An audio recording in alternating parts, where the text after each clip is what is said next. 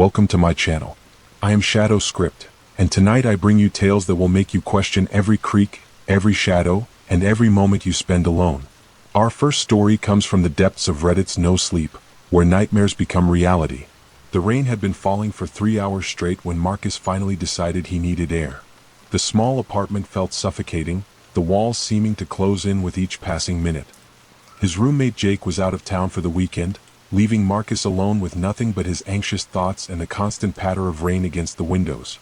It was nearly midnight when he grabbed his jacket and stepped into the cool October air. The streets were deserted, which wasn't unusual for his quiet neighborhood, but tonight something felt different. The streetlights cast long, distorted shadows that seemed to move independently of their sources. Marcus had always been a night walker. Something about the solitude helped clear his mind, especially after stressful days at work. But as he turned down Maple Street, he noticed someone else sharing his midnight ritual. About 50 feet ahead, a man stood motionless under a flickering streetlight. Even from a distance, Marcus could see the man's unnaturally wide smile, a grotesque grin that seemed far too large for any human face. The man wore a dark suit that appeared untouched by the rain, and his pale skin almost glowed in the dim light. Marcus slowed his pace, unsure whether to turn back or continue forward. The sensible part of his brain screamed to go home, but curiosity won. As he approached, the smiling man's head turned toward him with an unnaturally smooth motion, like an owl rotating its neck. "Beautiful night for a walk," the man said, his voice carrying clearly despite the rain. His smile never wavered, revealing teeth that were too white, too perfect, too many. "Yeah, I guess," Marcus replied, quickening his steps to pass by. But as he walked, he could feel those eyes following him, and when he glanced back, the man had turned completely around, still smiling, still watching. Marcus rounded the corner onto Oak Avenue, breathing a sigh of relief. But his comfort was short-lived. At the next intersection, there he was again. The smiling man, standing under another streetlight as if he'd been waiting there for hours. This time, Marcus didn't stop to chat. He crossed the street and continued walking, his heart rate increasing with each step. When he looked back, the spot under the streetlight was empty. For the next 20 minutes, Marcus tried to convince himself it was just a coincidence. Maybe the man lived in the neighborhood. Maybe he was just another insomniac taking a late-night stroll. But deep down he knew something was wrong. As he turned onto his own street, Marcus's blood ran cold. There, standing directly under the streetlight in front of his apartment building, was the smiling man. The same impossible grin, the same pale skin, the same dark suit that seemed to repel the rain. Marcus fumbled for his keys, his hands shaking as he approached his building. The smiling man didn't move, didn't speak, just watched with that horrible, unwavering grin. "What do you want?" Marcus called out, trying to keep his voice steady. The man's smile, impossibly, grew even wider. "I want to see you smile too, Marcus." The sound of his own name from those lips made Marcus's skin crawl. He'd never told the man his name. He ran the remaining distance to his door, jamming the key into the lock with desperate fingers. Safe inside his apartment, Marcus locked the door and peered through the peephole. The smiling man was gone, but Marcus could have sworn he heard laughter echoing from somewhere in the darkness. He didn't sleep that night. Every shadow outside his window seemed to hide that terrible grin, and every sound made him check the locks on his doors and windows. When morning finally came, Marcus was exhausted but relieved. The next evening, despite his better judgment, Marcus found himself drawn to the window. The street was empty, peaceful under the soft glow of the streetlights. Maybe it had all been a stress-induced hallucination. Maybe he'd imagined the whole thing. As he was about to turn away, movement caught his eye. Across the street, partially hidden in the shadows between two buildings, stood a familiar figure. Even from 3 stories up, Marcus could see that unmistakable smile. The man raised one pale hand and waved slowly, deliberately. Marcus stumbled backward from the window, his heart pounding. When he gathered the courage to look again, the figure was gone. This became the pattern for the next week. Every night, the smiling man would appear somewhere on the street below, always watching, always grinning, always a little closer to the building than the night before. Marcus stopped sleeping. He stopped eating regularly. He called in sick to work and refused to leave his apartment. Jake wouldn't be back for another week, and Marcus was terrified of being alone outside. On the 7th night, Marcus was dozing fitfully on his couch when a sound woke him. Tap, tap, tap. Someone was knocking on his door. Marcus approached the door quietly, his bare feet silent on the hardwood floor. He looked through the peephole and saw nothing but the empty hallway. Tap, tap, tap. The knocking came again, but this time it seemed to be coming from higher up. Marcus looked up at the ceiling, confusion mixing with fear. Then he heard it, a voice, muffled but unmistakable, coming from somewhere above him. "Marcus, I can see you're not sleeping well. Why don't you come outside? The night air will do you good." Marcus grabbed his phone and dialed 911, but before he could speak, the line went dead. The display showed no signal, though he'd never had reception problems in his apartment before. The voice came again, closer now, as if the speaker was just on the other side of the thin ceiling. "I've been so patient, Marcus. But patience has its limits." A new sound joined the voice, the scraping of something sharp against wood. Marcus looked up to see thin lines of plaster dust falling from the ceiling as something carved slowly through the material above. He ran to the window, ready to scream for help, but stopped short. Down on the street, a crowd of people had gathered. At first, Marcus felt relief, witnesses, people who could help. But as his eyes adjusted to the darkness, he realized the horrible truth. Every single person in the crowd was smiling the same impossible smile. Men, women, children, all with those two wide grins and two white teeth. They were all looking up at his window. The scraping above grew louder, more insistent. Chunks of plaster began falling to the floor, and Marcus could see the tip of something pale pushing through the growing hole in his ceiling. A finger. A pale, unnaturally long finger with a too-wide nail was working its way through the ceiling. Marcus grabbed a kitchen knife and stood beneath the hole, watching as the finger was joined by another, then another. The hole widened and a hand pushed through, followed by a pale wrist. "Almost there, Marcus," the voice called cheerfully. "I can't wait to see that smile." Marcus swung the knife at the protruding hand, and a scream of rage echoed from above. Black liquid, not quite blood, too thick and oily, dripped from the wound onto his floor. The hand withdrew, but the scraping continued, more furious now. The hole grew larger, and Marcus could see movement in the darkness above. He ran to his bedroom and barricaded the door with his dresser, but he could hear the smiling man dropping into his living room with a wet thud. "Marcus," the voice called, closer now, just outside his bedroom door. "Don't make this harder than it needs to be. I just want to share something beautiful with you." The doorknob turned slowly. The door pushed against the dresser, but held. "Do you know what it's like, Marcus, to smile for eternity? To feel nothing but joy, endless and perfect? I want to give you that gift." Marcus climbed onto his bed, knife raised, as the dresser began to slide across the floor. The door opened inch by inch, and he could see pale fingers wrapped around the edge. "I've given this gift to so many people, Marcus. All those smiling faces on the street, they understand now. They're grateful." The dresser toppled over with a crash, and the door swung open. The smiling man stood in the doorway, his grin wider than ever. Up close, Marcus could see that the man's smile extended far beyond the natural boundaries of his mouth, carved deep into his cheeks in ragged, infected lines. "Your turn, Marcus." The man lunged forward with inhuman speed, and Marcus slashed wildly with the knife. The blade connected with the man's arm, but instead of blood, more of that black liquid spurted from the wound. The smiling man laughed, a sound like breaking glass. "You can't kill joy, Marcus. You can't kill a smile." Marcus dodged around him and ran for the front door, but his hands were shaking so badly he couldn't get the locks undone. Behind him, he could hear slow, deliberate footsteps. "There's nowhere to go, Marcus. Look outside." Marcus glanced through the peephole and saw them.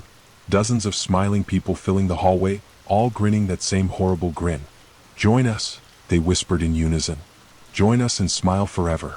Marcus turned around to find the smiling man inches from his face. Up close, he could see that the man's eyes were completely black, reflecting Marcus's terrified face like dark mirrors. "It only hurts for a moment," the man whispered, raising one pale hand toward Marcus's face. His fingernails had grown into sharp, curved claws. "Then you'll understand. Then you'll be grateful." Marcus closed his eyes, waiting for the end. But instead of pain, he heard a sound that made no sense. The loud slam of a door followed by heavy footsteps. "Marcus? Dude, what the hell happened here?" Marcus opened his eyes to find Jake standing in the doorway, staring at the destroyed apartment. The smiling man was gone. The hole in the ceiling was gone. Even the black liquid had vanished. "Jake." Marcus's voice cracked. "How? When did you get back?" "Just now. Your neighbors called the cops about screaming." The door was wide open. Jake looked around at the overturned furniture and fallen plaster. "Did someone break in?" Marcus wanted to explain, but how could he? How could he describe what had happened without sounding insane? I think so. But they're gone now." Jake helped him clean up, and they filed a police report, though Marcus left out most of the details. The officers found no signs of forced entry, no fingerprints, no evidence that anyone else had been in the apartment. That night, with Jake sleeping in the next room, Marcus finally felt safe enough to rest. He was drifting off to sleep when he heard Jake get up and walk to the bathroom. A few minutes later, Jake returned, but something was different about his footsteps. They were too slow, too deliberate. Marcus opened his eyes and turned toward the doorway. Jake was standing there, silhouetted against the hallway light. He was smiling. That same impossible, too wide smile, with too many teeth gleaming in the darkness. "Sleep well, Marcus," Jake whispered, his voice carrying the familiar tone of cheerful malevolence. "Tomorrow, I'll show you how wonderful it is to smile." The last thing Marcus saw before exhaustion finally claimed him was Jake's grin growing wider in the darkness, and he realized with growing horror that his nightmare was far from over. Some gifts, once offered, can never be refused forever. The news alert flashed across Emma's phone screen at 9:47 p.m. Dangerous fugitive escaped from state prison. Considered armed and extremely dangerous. Do not approach. Emma barely glanced at it before returning to her Netflix show. Living in a quiet suburban neighborhood 20 miles from the prison, she felt safely removed from whatever drama was unfolding elsewhere. Her parents were out of town for their anniversary weekend, leaving her alone in the house for the first time since turning 18. The freedom should have been exciting, but Emma found herself jumping at every small sound. The old house had always been full of creaks and groans, but they seemed amplified in the silence. At 10:15, her phone buzzed with a text from her best friend Chloe. "Did you see the news? Some psycho killer escaped prison. Stay safe." Emma typed back, "I'm fine. He's probably miles away by now." But as she hit send, the lights flickered. The house plunged into darkness for several seconds before the power returned, leaving Emma's heart racing. She decided to check the news for more information. The escaped prisoner was identified as Calvin Rhodes, 34, serving life without parole for the brutal murders of 3 families. The report mentioned that he had a particular hatred for young women living alone. Emma's blood chilled as she read the description. Rhodes is known for his patience and methodical approach. He often observes his victims for hours before striking, learning their routines and waiting for the perfect moment. A sound from outside made her look up, the soft scrape of something against the siding of the house. Emma muted the TV and listened carefully, but heard only the wind moving through the trees. She was being paranoid. The sound was probably just a branch. At 10:45, Emma decided to make some popcorn. As she waited for the microwave, she glanced out the kitchen window into the backyard. The motion sensor light was on, illuminating the empty patio and the dark line of trees beyond. The light shouldn't have been on. It only activated when something moved within 15 feet of the house. Emma peered into the darkness, searching for whatever had triggered the sensor. A raccoon maybe, or a stray cat. But as she watched, a shadow moved near the back fence, too large and too upright to be an animal. Someone was in her backyard. Emma's hands shook as she grabbed her phone to call 911, but she hesitated. What if she was wrong? What if it was just her imagination playing tricks on her? She'd feel ridiculous if the police came out for nothing. Instead, she decided to call her dad. He answered on the second ring. "Hey, sweetheart. Everything okay?"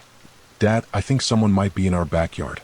The motion light came on and I think I saw someone by the fence." "Are you sure? Could it have been an animal?" "I don't think so. It was too big." "Okay, listen to me carefully. Go lock all the doors and windows right now. Check every single one. Then call 911. Don't worry about feeling silly, better safe than sorry. What about you? Are you coming home? We're 3 hours away, but we'll start driving now. Just call the police, okay? We'll stay on the phone with you until they get there." Emma moved through the house, checking every lock, every window, every possible entry point. Everything was secure. She was about to call 911 when she heard her dad's voice through the phone. "Emma? Are you still there?" "Yeah, I'm here. Everything's locked up." "Good. Now I want you to go upstairs to our bedroom and lock that door too.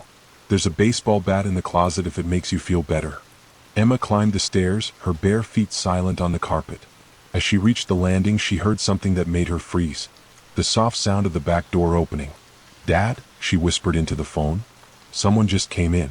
"What? Are you sure?" "I can hear footsteps downstairs. Call 911 right now. I'm staying on the line." Emma's fingers trembled as she dialed 911 on her phone while keeping her dad's call active. The emergency operator answered immediately. 911, what's your emergency? Someone broke into my house, Emma whispered. I'm alone upstairs and I can hear them moving around downstairs. What's your address? Emma gave the address, her voice barely audible. Below, she could hear slow, deliberate footsteps moving through the living room. Officers are on the way. Stay on the line with me. Are you somewhere safe? I'm locked in my parents' bedroom upstairs. The footsteps had stopped. The house was silent except for Emma's rapid breathing and the sound of her heart pounding in her ears. The silence is worse, she whispered to the operator. I understand. Help is almost there. Just a few more minutes. Then Emma heard something that made her blood turn to ice, the slow creak of someone climbing the stairs.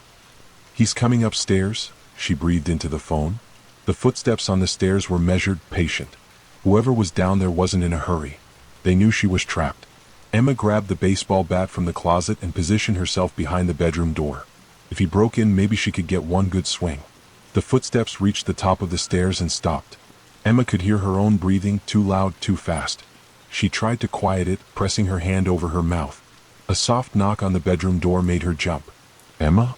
The voice was calm, almost friendly. I know you're in there. Emma said nothing, gripping the bat tighter. My name is Calvin. I've been watching you for a while now. You have such a nice routine. School, work, home. Very predictable. The operator's voice crackled through Emma's phone. Emma, are you there? Officers are pulling up now. Calvin's voice continued through the door. I saw your parents leave yesterday morning. Suitcases in the car, dressed nice. Anniversary trip, maybe? That's sweet. Emma realized with growing horror that he'd been watching the house, learning their schedule, waiting for this exact moment. I turned off your electricity for a few minutes earlier. Wanted to see how you'd react. You handled it well, very calm. I like that in a person. The bedroom doorknob turned slowly. Emma had locked it, but she could hear him working at it with some kind of tool. The thing is, Emma, I don't like to rush these things. I like to take my time, get to know people. We're going to have a lovely conversation, you and I. The lock clicked open. Emma raised the bat, her entire body shaking. The door swung inward slowly, revealing a man in dirty prison clothes with pale, cold eyes and a smile that held no warmth. There you are, Calvin said pleasantly. No need for the bat, Emma. I'm not here to hurt you. Well, not yet anyway. Emma swung the bat with all her strength. Calvin caught it easily with one hand, his smile never wavering. That wasn't very friendly, he said, twisting the bat from her grip. But I understand. You're scared. That's natural. Suddenly, the house filled with light and the sound of sirens. Red and blue flashes painted the walls through the bedroom window. Calvin's expression darkened. Well, that's disappointing. I was hoping we'd have more time. Heavy footsteps thundered up the stairs and voices shouted, Police! Building is surrounded. Calvin looked at Emma with something like regret. Seems our conversation will have to wait for another time. Before Emma could react, Calvin moved to the window and opened it. Her parents' bedroom was on the second floor, but that didn't seem to concern him. Until next time, Emma, he said and dropped out of sight. Officers burst into the room seconds later, finding Emma collapsed on the floor, shaking uncontrollably. He went out the window, she managed to say. The officers searched the backyard with flashlights and dogs, but Calvin Rhodes had vanished into the night like smoke. Emma's parents arrived home to find their daughter wrapped in a blanket, giving a statement to detectives. The house was filled with police officers, crime scene technicians, and the overwhelming sense that their safe, quiet life had been shattered. He said this wasn't over, Emma told the detective. He said, until next time, like he was planning to come back. The detective nodded grimly. We'll have officers watching the house. But I have to be honest with you, Rhodes is very, very good at staying hidden. He could be anywhere. Over the next few weeks, Emma tried to return to normal life, but normal had ceased to exist. She couldn't sleep without checking the locks multiple times. Every shadow seemed to hide a threat. Every sound made her jump. Her parents installed a security system, cameras, motion sensors. They changed all the locks and put bars on the first floor windows. But Emma knew that Calvin Rhodes had proven how easily he could get around such obstacles. A month after the break-in, Emma was in her room doing homework when her phone buzzed with a text from an unknown number. I told you this wasn't over. I've been watching you adapt to your new security measures. Very impressive. But you can't hide forever, Emma. I'm patient. I can wait. Emma ran downstairs to show her parents, but when they checked the phone, the message was gone. No record of it in her text history, No unknown number in her recent calls. Maybe I imagined it, Emma said, but she knew she hadn't. That night, she lay in bed staring at the ceiling, knowing that somewhere in the darkness, Calvin Rhodes was watching and waiting. The police had warned that he might never be caught, that he was too smart, too careful. As she finally began to drift off to sleep, Emma heard the faintest sound from outside her window, the soft scrape of something against the siding of the house. The same sound she'd heard that first night. Emma opened her eyes and looked toward the window. There, pressed against the glass, was a pale face with cold eyes and that horrible, patient smile. Calvin raised one finger to his lips in a gesture of silence, then pointed at his watch and held up 5 fingers. 5 more minutes. Emma wanted to scream, but she found that she couldn't make a sound. She wanted to run, but her legs wouldn't move. She could only lie there, paralyzed by fear, as Calvin Rhodes counted down on his fingers. 4, 3, 2, 1. The glass began to crack. David had always prided himself on being rational. As a software engineer, he approached problems logically, methodically. Every effect had a cause. Every sound had a source. Every shadow had an explanation. Which was why the footsteps upstairs were driving him absolutely insane. It started 3 days ago, the first night his wife Lisa went to visit her sister in Portland. David was alone in their 2-story colonial house, working late on a coding project when he heard it. The unmistakable sound of someone walking across the bedroom floor directly above his home office. Step, step, step. A measured pace, as if someone was walking from the bedroom door to the window and back again. David's first instinct was to grab a weapon and investigate, but logic held him back. He was the only one in the house. The doors were locked. The security system was armed. There had to be a rational explanation. Old houses settle. Pipes expand and contract. Wood creaks as temperature changes. But this didn't sound like settling or creaking. This sounded like footsteps. David muted his computer speakers and listened carefully. The sound came again, step, step, step, followed by what sounded like something being dragged across the floor. He decided to investigate. Better to feel foolish than to ignore a potential intruder. David grabbed a flashlight and a golf club from the hall closet and climbed the stairs slowly, testing each step to minimize creaking. The hallway was dark, exactly as he'd left it. The bedroom door was closed, also as he'd left it. He turned the doorknob carefully and pushed the door open. The beam of his flashlight swept across the familiar room, the bed Lisa had made perfectly before leaving, the dresser with its collection of her jewelry boxes, the window with its heavy curtains drawn tight. Nothing was out of place. Nothing had been moved. David checked the closet, under the bed, behind the curtains. Empty. He was alone in the house, just as he'd known he would be. But as he was leaving the bedroom, he heard it again, step, step, step, coming from directly above him. The attic. David had been in the attic exactly once, when they'd moved in 2 years ago. It was a cramped, unfinished space filled with insulation and old boxes left by the previous owners. There was no reason for anyone to be up there, and no easy way to access it even if they wanted to. The attic hatch was in the hallway ceiling, accessible only by ladder. David retrieved the stepladder from the garage and positioned it under the hatch. As he climbed, he could hear the footsteps continuing above, slow, deliberate, patient. David pushed open the hatch and shined his flashlight into the darkness. The narrow beam revealed dusty floorboards, pink insulation, and the skeletal frame of the roof. No sign of an intruder. But the footsteps had stopped the moment he opened the hatch. David climbed into the attic space, his head bent to avoid the low ceiling. The floorboards creaked under his weight, but they sounded nothing like the deliberate footsteps he'd been hearing. He swept the flashlight beam methodically across the entire space. Boxes, insulation, dust, cobwebs.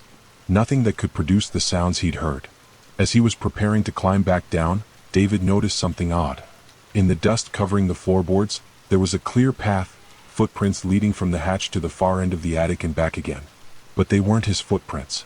These were smaller, narrower, and they followed the exact route the sounds had suggested, from one end of the space to the other, then back again. David's rational mind offered explanations. The previous owners had left the prints.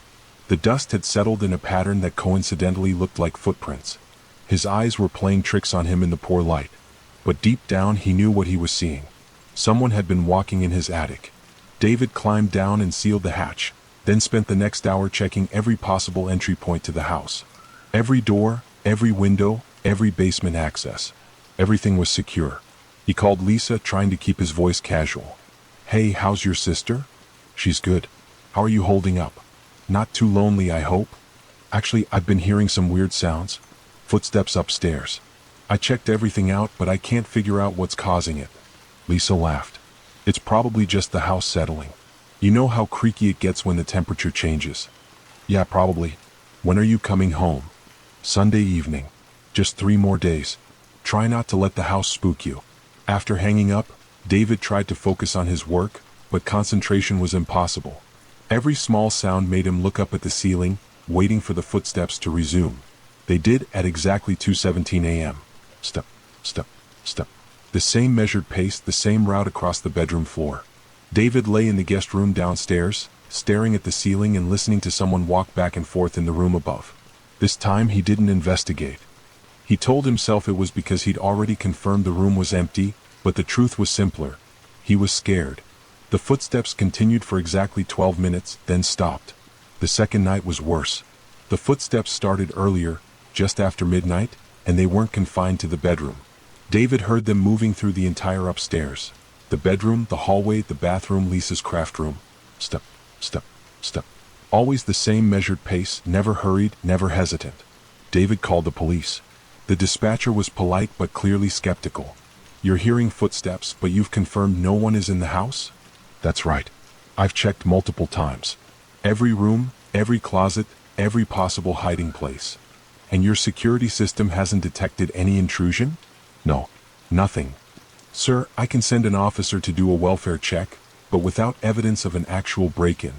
The officer who arrived was professional but thorough. He checked every room, every window, every lock. He examined the attic space and agreed that the footprints in the dust were unusual but could have been there for years.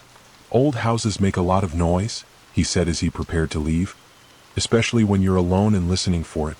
Your mind can play tricks on you. David wanted to argue, but what could he say? That he knew the difference between house sounds and footsteps? That he could feel someone's presence even when he couldn't see them? The officer left, and David was alone again with his impossible situation. On the third night, everything changed. The footsteps started at 11:43 p.m., but this time they were different. Instead of the measured pacing he'd grown accustomed to, they seemed urgent, faster, as if whoever was making them was searching for something. David lay in the guest room listening to the sounds above. Footsteps in the bedroom, then the hallway, then back to the bedroom. But now he could hear other sounds too, drawers opening, objects being moved, the soft thud of something being set down. Someone was going through his things. David grabbed his phone and crept to the bottom of the stairs. He could hear the sounds clearly now, definitely not house settling or pipes creaking. Someone was in his bedroom, moving around, searching through his and Lisa's belongings.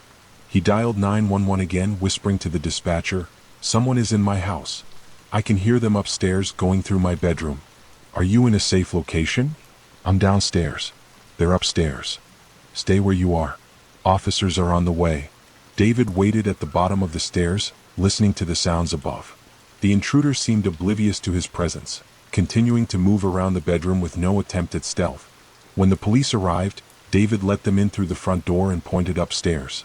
"They're in the bedroom," he whispered. But as the officers climbed the stairs, the sounds stopped. The officers searched the entire upstairs thoroughly, bedroom, bathroom, closets, even the attic. They found nothing. No signs of forced entry, no evidence that anyone had been there. But David noticed something the officers missed. On Lisa's dresser, her jewelry boxes had been moved. Not dramatically, just shifted slightly from their usual positions. And the top drawer of their shared dresser was open about an inch, when David was certain it had been closed. Someone had been there. Someone had gone through their things. "Sir," one of the officers said as they prepared to leave, "I have to ask, have you been under any unusual stress lately? Sometimes isolation can cause auditory hallucinations, especially in an unfamiliar environment." "This isn't unfamiliar. I've lived here for 2 years. But alone? Has your wife been away before?" David admitted this was the first time he'd spent multiple nights alone in the house. "That could explain it," the officer said gently. "Your mind is adjusting to different sounds, different rhythms. What seems like footsteps could be the house settling, or even your own heartbeat amplified by anxiety." After the police left, David stood in his bedroom staring at Lisa's displaced jewelry boxes. He could accept that his mind might be playing tricks on him. He could accept that isolation might make him more sensitive to ordinary house sounds. But he couldn't accept that his imagination had moved those jewelry boxes. David decided to set up a test. He arranged several small objects on the dresser in precise positions, took photos with his phone to document their placement, then went downstairs to wait. The footsteps began at 12:15 a.m. This time, David forced himself to stay downstairs and listen. The sounds were clear and distinct. Someone walking across the bedroom floor, then moving to the dresser area. He could hear the soft sounds of objects being handled, moved, examined. After 20 minutes, the sound stopped. David waited another 10 minutes, then went upstairs to check his test objects. Every single item had been moved. Not randomly, they'd been arranged in a different pattern, as if someone had been studying them, trying to understand their significance. David's hands shook as he compared the scene to the photos on his phone. There was no question. Someone had been in his bedroom, handling his belongings. But who? And how were they getting in and out without being detected? David spent the rest of the night sitting at the bottom of the stairs with a baseball bat, watching the staircase, waiting for someone to come down. No one did. As dawn broke, David made a decision. He was going to install cameras throughout the house, hidden cameras that would record everything. If someone was getting in, he would have proof. He spent the morning at an electronics store, purchasing a complete surveillance system. Tiny wireless cameras, motion sensors, recording equipment. By evening, he had cameras positioned in every room upstairs, all connected to a recording system in his home office. That night, David sat in his office watching multiple video feeds of the upstairs rooms. If someone was in his house, he would finally see them. At 11:52 p.m., the footsteps began. David watched the bedroom camera feed, his heart pounding with anticipation. The footsteps were clearly audible through his speakers, but the video showed an empty room. The sounds moved to the hallway and David switched to that camera feed. Still nothing visible, though the footsteps continued. 4:43 minutes, David listened to clear, distinct footsteps moving through his house while his cameras showed empty rooms. It was impossible. The microphones were picking up the sounds, but there was nothing there to see. David reviewed the footage multiple times, adjusting brightness and contrast, looking for any shadow, any movement, any explanation. But the rooms remained empty even as the footsteps continued. The rational part of his mind scrambled for explanations. Equipment malfunction. Interference from electronic devices. Sound echoing from neighboring houses. But deep down, David knew he was grasping at straws. On the fourth night, Lisa's last night away, David made a desperate decision. Instead of hiding downstairs, he would go upstairs when the footsteps started. He would position himself in the hallway and force a confrontation with whatever was in his house. He armed himself with a flashlight, his phone set to record video, and Lisa's pepper spray from her purse. At 11:30 p.m., he positioned himself at the top of the stairs and waited. The footsteps began at midnight exactly. This time they seemed to come from directly below him, the living room. David's blood ran cold. The sounds had never come from downstairs before. Whatever was in his house was changing its pattern. Step, step, step. Slow, deliberate footsteps across the living room floor, then into the kitchen. David crept down the stairs, following the sounds, his phone recording everything. The kitchen was empty, but he could hear the footsteps clearly, moving from the refrigerator to the sink, then to the window that overlooked the backyard. David stood in the doorway, watching the empty kitchen, listening to someone walk around the room. The sounds were so clear, so precise, that he could almost see the invisible person making them. Then the footsteps stopped. The silence was absolute, oppressive. David waited, barely breathing, his phone still recording. A whisper came from directly behind him, "David." He spun around, flashlight beam cutting through the darkness, but the hallway was empty. His heart hammered against his ribs as he played the recording back on his phone. There it was, his name, spoken in a voice he didn't recognize. Soft, almost gentle, but unmistakably real. David ran upstairs, locked himself in the bedroom, and called Lisa. "Lisa, you need to come home. Now." "David? It's midnight. What's wrong?" "There's someone in the house. I know how it sounds, but there's someone here and they know my name." "Honey, you're scaring me. Are you okay?" "I'm not okay. Nothing about this is okay. I have recordings, audio, video. Someone is in our house and I can't see them, but they're here." Lisa's voice softened. "David, you haven't slept properly in days. You're under a lot of stress." "This isn't stress. This isn't lack of sleep. Someone whispered my name. I have it recorded." A long pause. "Play it for me." David held the phone up to his speaker and played the recording. Lisa listened to the footsteps, then to the whispered "David" at the end. Another pause, longer this time. I'm coming home, Lisa said. I'm leaving right now. It's a 3-hour drive, so I'll be there around 3 a.m. Stay on the phone with me. David talked to Lisa as she drove through the night, describing everything that had happened over the past 4 days. She listened without interruption, and gradually telling someone else about it made it feel less insane, more manageable. I believe you, Lisa said finally. I don't understand it, but I believe you. At 3:15 a.m., Lisa's headlights swept across the living room window. David met her at the front door, and for the first time in 4 days he felt safe. They sat together in the living room, Lisa listening to David's recordings on his phone. The footsteps are so clear, she said. And that voice. David, I don't think you're losing your mind. Then what is it? Lisa was quiet for a long moment. Remember when we bought this house? The realtor mentioned that the previous owners left suddenly. They dropped the asking price twice just to get out quickly. David nodded. He'd been so focused on getting a good deal that he hadn't questioned why they were so eager to sell. Maybe we should talk to them, Lisa suggested. Find out why they really left. The next morning, David tracked down the previous owners through public records. The Hendersons had moved to a retirement community across town. David called and explained that he was the current owner of their former house and had some questions. Mrs. Henderson agreed to meet them at a coffee shop that afternoon. She was a small, elderly woman with kind eyes and nervous hands. When David and Lisa sat down across from her, she immediately looked uncomfortable. You're having experiences in the house, she said before David could speak. That's why you called. David nodded. Footsteps. Sounds like someone walking around upstairs, but there's never anyone there. Mrs. Henderson closed her eyes. We should have told you. We should have disclosed it, but we were so desperate to leave. Disclosed what? The house isn't empty, she said quietly. It's never been empty. There's something there, someone there, and they don't want to be ignored. Lisa leaned forward. What do you mean? It started about 6 months after we moved in. Footsteps at night, objects moved, the feeling of being watched. My husband thought I was going senile, but then he started hearing them too. Mrs. Henderson's hands shook as she continued. We tried everything. Blessed the house, had it checked for structural problems, even brought in a psychic. Nothing worked. The sounds got worse, more frequent. Then. She paused, gathering courage. Then it started communicating with us. Writing messages in the dust, rearranging objects to spell out words. It wanted us to know it was there, wanted us to acknowledge it. What did it want? David asked. To be remembered. The messages were always the same. Remember me. Don't forget. I'm still here. Mrs. Henderson reached into her purse and pulled out a small photograph. This was in our bedroom dresser one morning, placed right on top where we couldn't miss it. The photograph showed a young woman in her 20s, dressed in clothing from the 1940s. She had dark hair and sad eyes, and she was standing in front of David and Lisa's house. We researched the history of the house, Mrs. Henderson continued. Found out that in 1947, a young woman named Margaret Reeves lived there with her husband. She died in the house, fell down the stairs and broke her neck. Her husband sold the house immediately after the funeral. Lisa studied the photograph. This is Margaret? We believe so. The footsteps match her routine.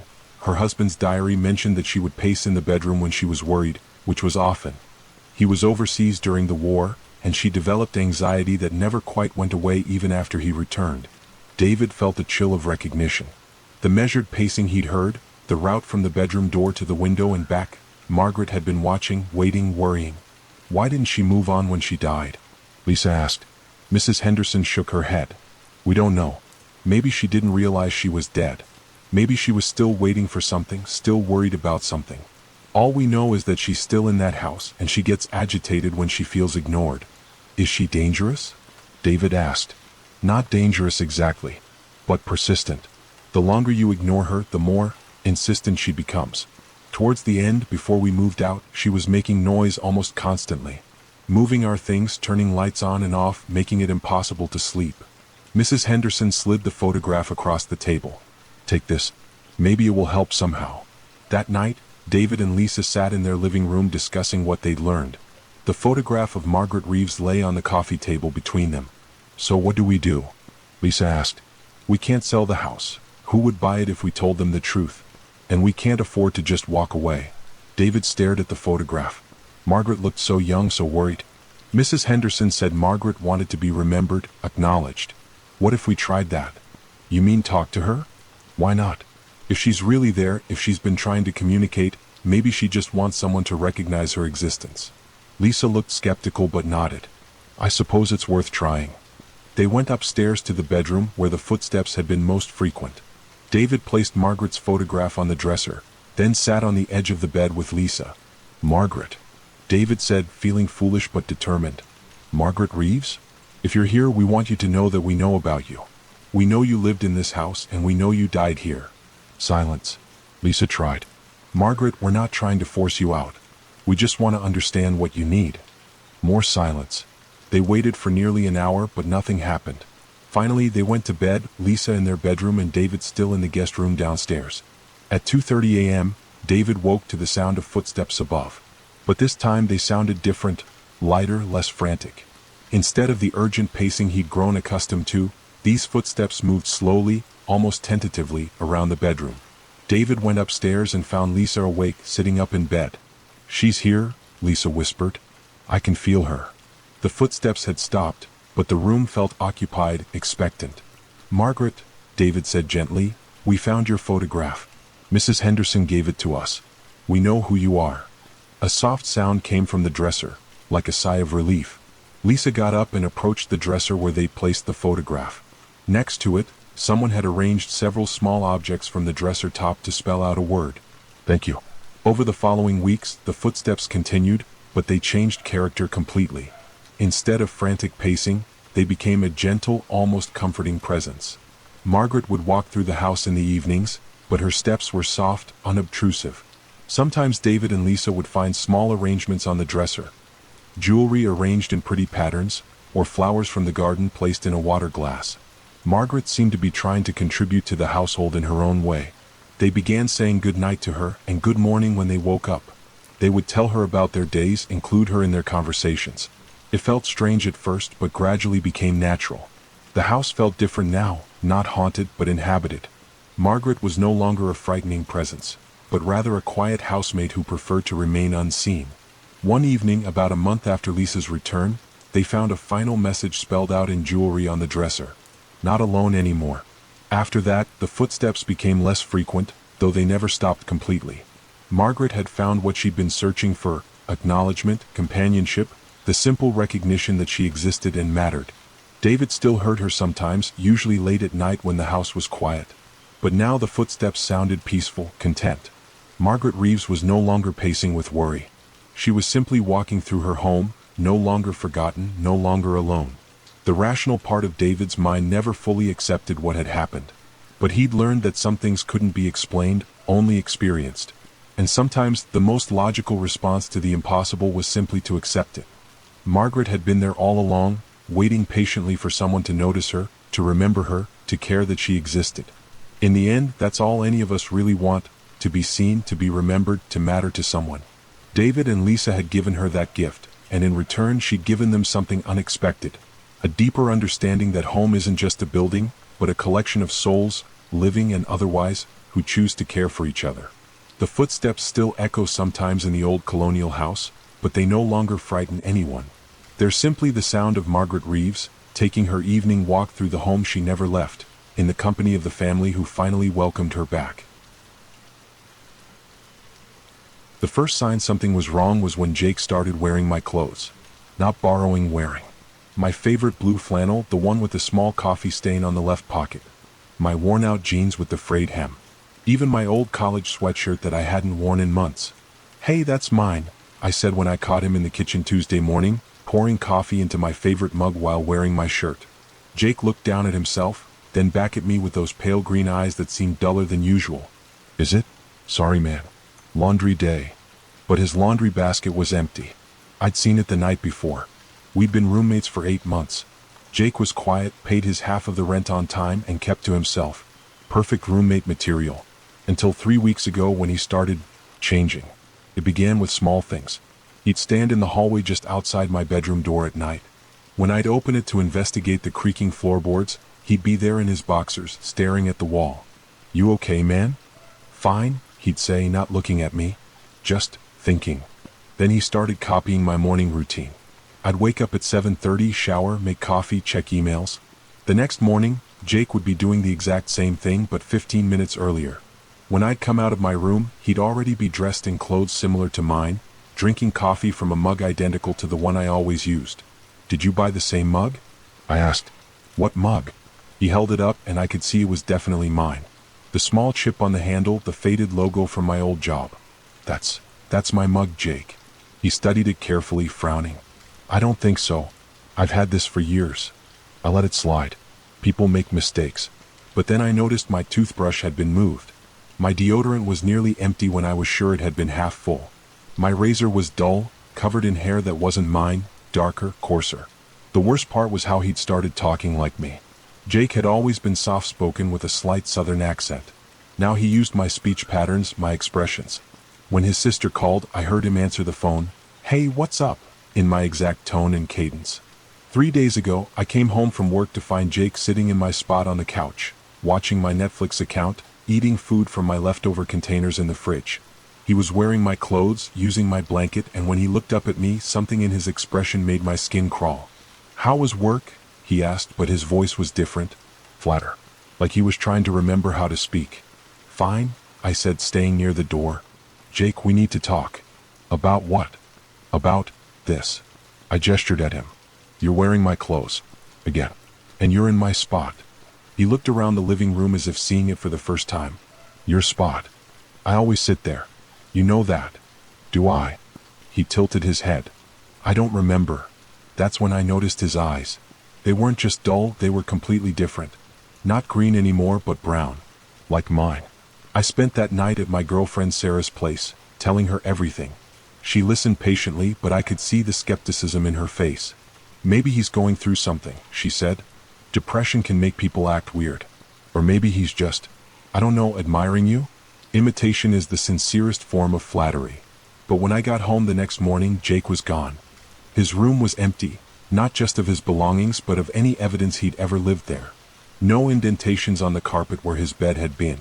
No nail holes in the walls. The lease agreement I'd pulled from my files showed only my name. I called the landlord. "Jake Morrison?" "I don't have any record of a Jake Morrison. You're the only tenant listed for that unit." I checked my bank account. I'd never received any rent payments from Jake. According to my records, I'd been paying the full amount for the past 8 months. But I remembered him. I had memories of conversations, of sharing space, of getting annoyed when he left dishes in the sink. I remembered his sister calling, his laugh, the way he'd hum while making breakfast. I was going crazy. I had to be. That evening, I was sitting on the couch, in my usual spot, when I heard the front door open. I hadn't heard a key in the lock, but the door was definitely opening. "Hello?" I called out. Footsteps in the hallway. Slow, deliberate. "Jake." A figure appeared in the doorway. It was Jake, but not Jake. He was wearing my exact outfit from that morning, down to the socks. His hair was styled like mine. His posture matched mine. But his face was mine. Not similar. Mine. My nose, my mouth, my eyes. My scar from when I'd fallen off my bike as a kid. Even the small mole on my left cheek. "Hey," he said in my voice. "How was work?" I couldn't move. Couldn't speak. This thing that looked exactly like me walked into my living room and sat down in the chair across from me. "I've been thinking," he continued, and it was like listening to a recording of myself. "About what you said. About the clothes, the routine. You're right. I have been copying you. Who are you?" I managed to whisper. He smiled, my smile. "I'm you. Or rather, I'm becoming you. It's taken longer than usual, but I think I'm finally getting the hang of it." "That's impossible." "Is it?" He leaned forward. "How well do you really know yourself? Your habits, your preferences, your memories? I've been studying you for months. Learning you. Becoming you." "Jake Morrison," I said. "You're Jake Morrison." Jake Morrison never existed. I just borrowed the name. Borrowed the identity. Like I'm borrowing yours now. My phone buzzed. A text from Sarah. "Hope you're feeling better. Call me tomorrow." I stared at the message. Sarah. She knows about Jake. She knows I told her about Jake. Does she? The thing wearing my face pulled out a phone. My phone, somehow. "Check your messages." I scrolled through my conversation with Sarah. There was no mention of Jake. No mention of a roommate. According to our text history, I told her I was feeling sick and needed to stay home alone. "Memories are funny things," he said. "So easy to change. So easy to adjust." I've been adjusting yours for weeks now, making room for myself. Soon you won't remember that Jake Morrison ever existed. You'll just remember being alone in this apartment. Alone with your thoughts. Alone with your growing paranoia. What are you? I'm what happens when someone stays alone too long. When isolation becomes so complete that the mind starts to fracture. Creates companions. Creates threats. Creates elaborate fantasies to explain why you're talking to yourself, why you're wearing clothes you don't remember putting on, why you're eating food you don't remember buying. I looked around the apartment. Really looked. The second bedroom wasn't set up as a bedroom. It was my office. It had always been my office. The lease on the refrigerator was in my name only. The utility bills, the insurance, everything, just my name. Jake Morrison was your creation, he continued. A way to explain the strange things you were doing. The way you'd wake up in different clothes. The way you'd find evidence of conversations you didn't remember having. The way you'd discover that hours had passed without you noticing. No, I said, but my voice sounded weak even to myself. The clothes mixing up? You were sleepwalking. Dressing and undressing in a fugue state. The missing food? You were eating and not remembering. The conversations? You were talking to yourself. I'm just the part of you that remembers. The part that's been watching. I closed my eyes trying to think. Trying to remember clearly. But the memories were slipping away like water through my fingers. There's no Jake Morrison, I whispered.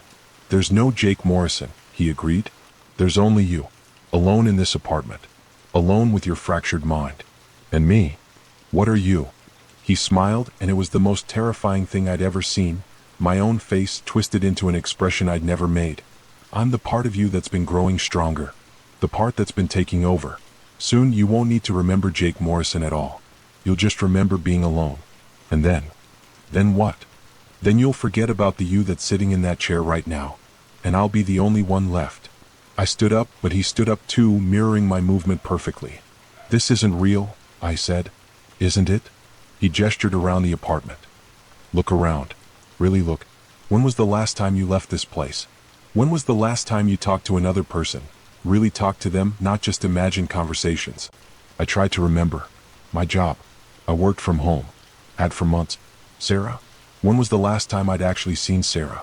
Not texted, not called, but seen her? 3 months, he said, reading my expression. 3 months since you've had any real human contact. 3 months of isolation. 3 months of your mind trying to cope with the loneliness by creating Jake Morrison. By creating me. The landlord, I said desperately. I called the landlord.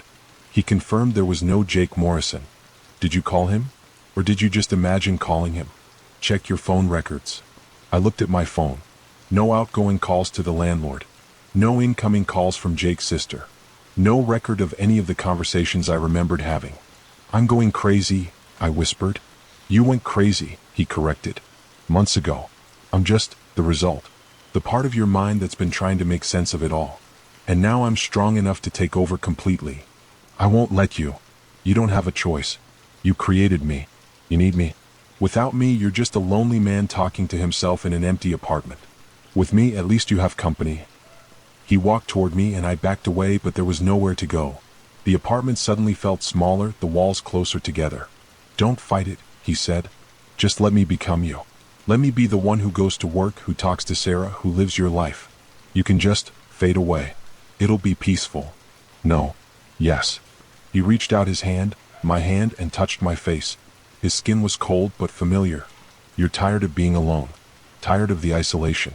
Tired of pretending everything's normal when you know it's not. I can take that burden away from you. I felt myself weakening. The loneliness was crushing, a weight I'd been carrying for so long that I'd forgotten what it felt like to be free of it.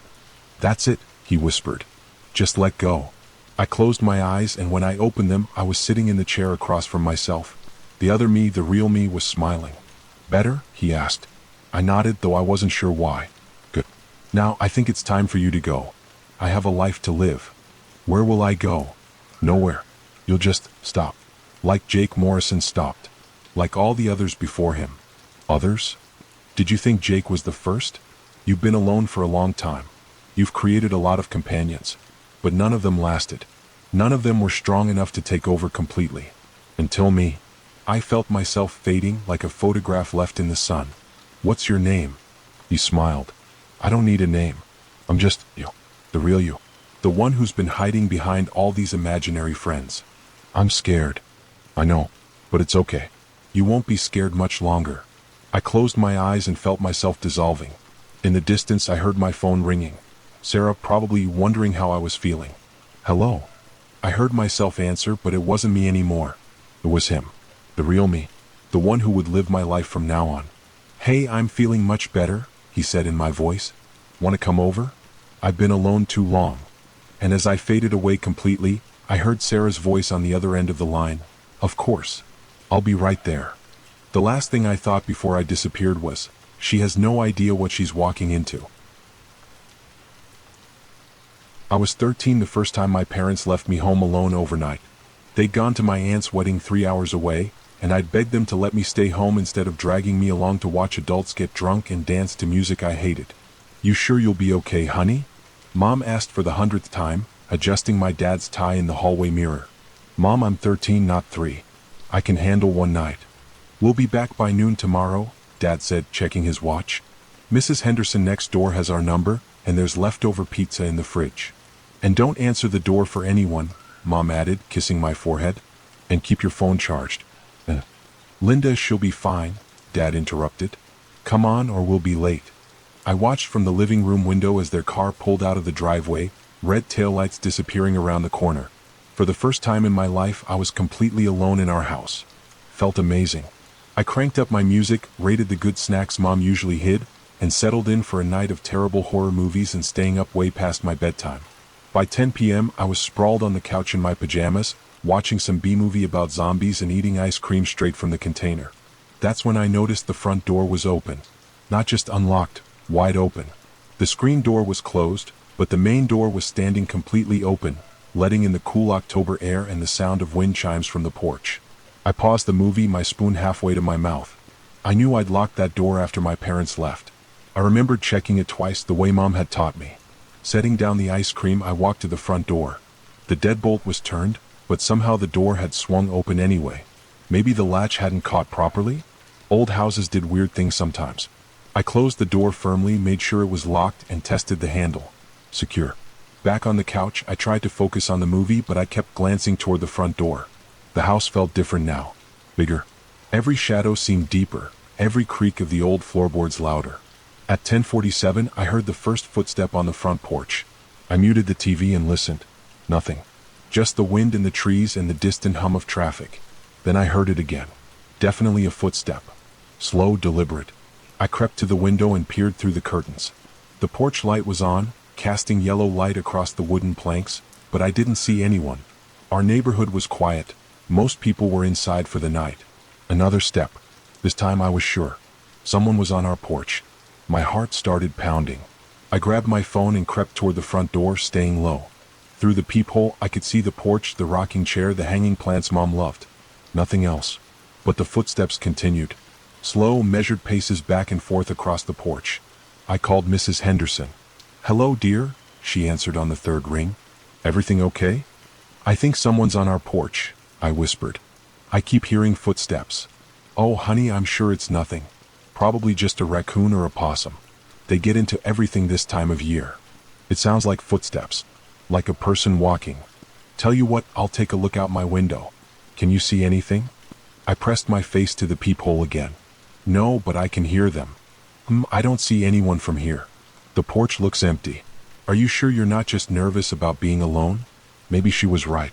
Maybe I was just freaking myself out. You're probably right, I said. Sorry for bothering you. No bother at all. Call me if you need anything, okay? I hung up and returned to the couch, but I couldn't concentrate on the movie. Every few minutes, I'd hear what sounded like footsteps, but when I checked the peephole, the porch was empty. At 11:15, the front door was open again. This time I knew I'd locked it. I checked it 3 times after Mrs. Henderson's call. But there it was, standing wide open, the screen door the only thing between me and the dark night. I slammed it shut and turned the deadbolt so hard it hurt my fingers. Then I dragged a chair from the kitchen and wedged it under the door handle the way I'd seen in movies. My phone buzzed. A text from an unknown number. Why do you keep closing the door? I stared at the message, my hands shaking. Then I deleted it and blocked the number. Probably just a prank. Kids from school being stupid. But how did they know about the door? I tried calling my parents, but it went straight to voicemail. The wedding reception was probably in full swing. I left a message, "Hey, just wanted to check in. Everything's fine. Having fun. Call me back when you get this." I didn't sound fine. I sounded terrified. At 11:43, I heard the doorknob turning. Not footsteps this time. The actual sound of someone trying to open the front door. The handle turned left, then right, then left again. The door pushed against the chair I'd wedged under the handle. I grabbed the biggest kitchen knife I could find and my phone, then ran upstairs to my parents' bedroom. Their door had a lock and their window faced the street. If someone was trying to break in, I could see them from there.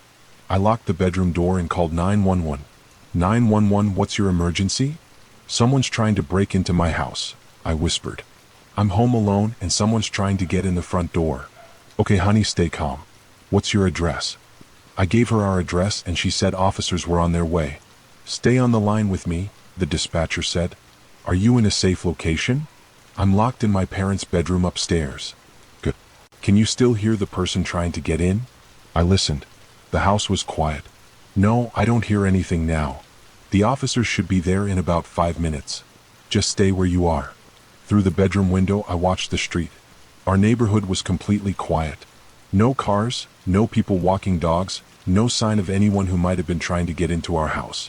When the police arrived, I watched from the window as 2 officers walked around the house with flashlights. One of them knocked on the front door. Police, we got a call about a possible break-in attempt. I ran downstairs and moved the chair away from the door. When I opened it, Officer Martinez, a kind-looking woman in her 40s, smiled at me. You okay, sweetheart? I think so. Someone was trying to get in. I heard them on the porch and the door kept opening by itself. By itself. The other officer, whose name tag read Johnson, raised an eyebrow. I know it sounds crazy, but I locked it 3 times and it kept coming open. Officer Martinez examined the door frame while Johnson checked the porch and yard. This latch is pretty worn, she said. Could be the door's not catching properly. Wind could push it open if it's not latched tight.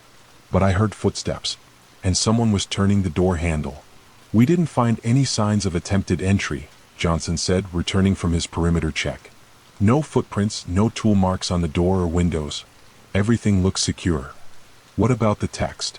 I showed them my phone, but when I scrolled to the message, it wasn't there. I'd blocked the number and deleted the conversation. What text? Officer Martinez asked. Someone texted me asking why I kept closing the door. But I deleted it. The officers exchanged a look. Honey, Officer Martinez said gently, is this your first time alone overnight? I nodded. It's normal to feel nervous. Old houses make a lot of noise, and when you're by yourself, every sound seems louder and scarier. The mind can play tricks on you. I'm not imagining things. I'm not saying you are. But sometimes when we're scared, we interpret normal sounds differently. A branch scratching against the roof can sound like footsteps. The house settling can sound like someone trying doors. They stayed for another 20 minutes, checking all the windows and doors, testing the locks, even looking in the basement and closets. Everything was secure.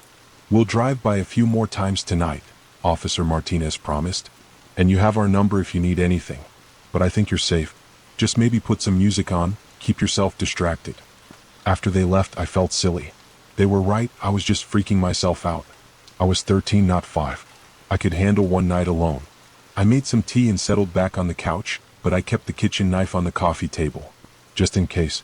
At 12:23 a.m., I woke up to find all the lights in the house turned off. I'd fallen asleep watching TV, but now everything was dark. The TV was off, the lamp beside the couch was off, even the porch light was out. The only light came from the street lamps outside. I felt around for my phone and turned on the flashlight. The power wasn't out, the clock on the cable box was still glowing. Someone had manually turned off every light in the house. My blood went cold. I crept to the light switch by the front door and flipped it on. Nothing happened. I tried the lamp. Nothing. But the TV turned on when I pressed the power button. The bulbs had been unscrewed. Every single light bulb in the downstairs had been partially unscrewed, just enough to break the connection. I checked the kitchen, the dining room, the hallway. Every bulb was loose. Someone had been in the house while I was sleeping. I ran upstairs, my phone's flashlight beam dancing wildly. The upstairs lights worked fine. Whoever had done this hadn't made it up here. Or they wanted me to come upstairs. I locked myself in my parents' bedroom again and called 911. 911, what's your emergency? I called earlier about someone trying to break in. They got inside. Someone unscrewed all the light bulbs downstairs while I was sleeping. Okay, we're sending officers back to your location. Are you safe right now? I'm locked in my parents' bedroom. Stay there. Officers are en route. This time, the police took it more seriously. They searched the entire house. Every closet, under every bed, in the basement, even the attic. They found nothing. But they couldn't explain the light bulbs. This is definitely strange, Officer Martinez admitted, screwing one of the bulbs back in. You're sure you didn't do this yourself? Maybe earlier in the day? Why would I unscrew light bulbs? People do weird things when they're anxious. Sometimes without even realizing it. I didn't do this. Officer Johnson checked all the doors and windows again. Still no signs of forced entry. Do your parents have a security system? No, but we have that Ring doorbell. Let's check the footage. We pulled up the Ring app on my phone. The camera had a clear view of the front porch and part of the driveway. I scrolled back to when my parents left. There they were, getting in the car and driving away. Then hours of nothing. Just the empty porch, occasionally lit by passing headlights. At 10:46, a figure walked into the frame. My heart stopped. There, clear as day, was a person walking up to our front door. Tall, wearing dark clothes, face hidden by a hood. They stood at the door for several minutes, just waiting. Jesus, Officer Johnson muttered. There's your intruder. But as we watched, the figure didn't try to open the door. They just stood there, perfectly still, facing the camera. Like they knew we were watching. At 10:52 they walked away, disappearing out of frame. That's when I heard the footsteps, I said. We fast-forwarded through the next few hours. At 11:15 the same figure appeared again, but this time they walked around the side of the house, out of the camera's view. They must have found another way in, Officer Martinez said. But that's where the footage got weird. At 11:43, exactly when I'd heard someone trying the door handle, the figure appeared on the porch again. But they weren't trying to get in.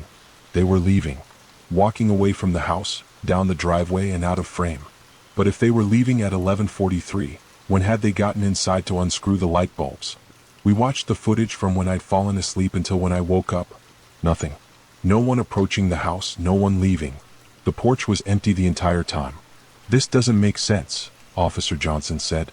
If someone was inside unscrewing bulbs, we should see them entering or leaving. Maybe they're still inside, I whispered. They searched the house again. Twice. Found nothing. Is there any other way into the house? Officer Martinez asked. Basement access? Attic entry? Just the doors and windows you already checked. What about spare keys? There's one under the fake rock by the mailbox, but my parents took it with them. Officer Johnson went to check. The key was gone. Well, that explains how they got in, he said. But not how they got out without being seen by the camera. They changed our locks that night. Officer Martinez stayed until the locksmith finished, and Officer Johnson drove by every hour until morning. You'll be okay, Officer Martinez assured me. New locks and we'll keep an eye on the house. Whoever it was, they're long gone by now. My parents came home at 11 a.m., 2 hours early. I called them at 6 a.m. and told them everything. Oh, honey, Mom said, hugging me tight. I'm so sorry. We never should have left you alone. The police said it was probably just some teenager playing a prank, I said, but I didn't believe it myself. Dad checked every inch of the house, installed motion sensor lights, and set up a security system that afternoon. No one's getting in here again, he promised. But that night, as I lay in bed, I couldn't stop thinking about the footage. The way the figure had just stood there, facing the camera. Like they wanted to be seen. And the way they disappeared from the house without ever being caught on camera leaving. At 3 a.m. I heard my phone buzz. A text from an unknown number. Thanks for the show. See you next time you're alone. I showed my parents the message in the morning, but when we called the police, they said there was nothing they could do about anonymous texts unless they became threatening. It's probably just some kid from school, Officer Martinez said. They heard about what happened and thought it would be funny to scare you. But I knew it wasn't a kid from school. Because when I really studied that Ring footage, zooming in on the figure's face when they briefly looked up at the camera, I realized something that made my blood run cold. The person standing on our porch wasn't a stranger. It was me. Older, maybe, and wearing different clothes, but definitely me. Same face, same build, same way of standing with one shoulder slightly higher than the other. I never told anyone about that detail. How could I? They already thought I was traumatized and seeing things that weren't there. But I saved the footage to my phone and sometimes, late at night, I watch it again. studying the figure that looks exactly like me, trying to understand what it means. I'm 17 now, and my parents still don't like leaving me alone overnight. They think it's because I'm traumatized from that night when I was 13. They're not wrong. But it's not because of what happened. It's because I'm terrified of what might happen when I turn 18 and move out on my own. When I'll be alone in a new place with new locks that other version of me doesn't have keys to. Because I know she's still out there. Waiting. Watching. And someday when I'm truly alone, she's going to come back to finish whatever she started that night. The worst part? I'm starting to think that maybe, just maybe, she already has. Last week, I woke up to find light bulbs unscrewed in my bedroom. My parents' security system didn't record anything, and there were no signs of entry. But there was a note on my pillow written in handwriting that looked exactly like mine. Almost time. Mom had to work late again. Third time this week. She left me a sandwich and juice box on the counter with a note. Be good. Back by 9. Love you, baby. I'm not a baby. I'm 8. But I didn't cross out baby this time because Mom looked really tired when she left, and her hands were shaking when she buttoned her work shirt. The house gets weird when it's just me. Everything sounds different. The refrigerator hums louder. The clock in the hallway tick-tick-ticks like it's angry. Even my footsteps sound strange, like there's an echo following me around. I was eating my sandwich at the kitchen table when I first saw the face in the window. It was just for a second. A pale blur pressed against the glass, there and gone so fast I almost thought I imagined it. But the kitchen window is 8 feet off the ground. No one could look through it unless they were standing on something. I climbed onto the counter to look out, but the backyard was empty.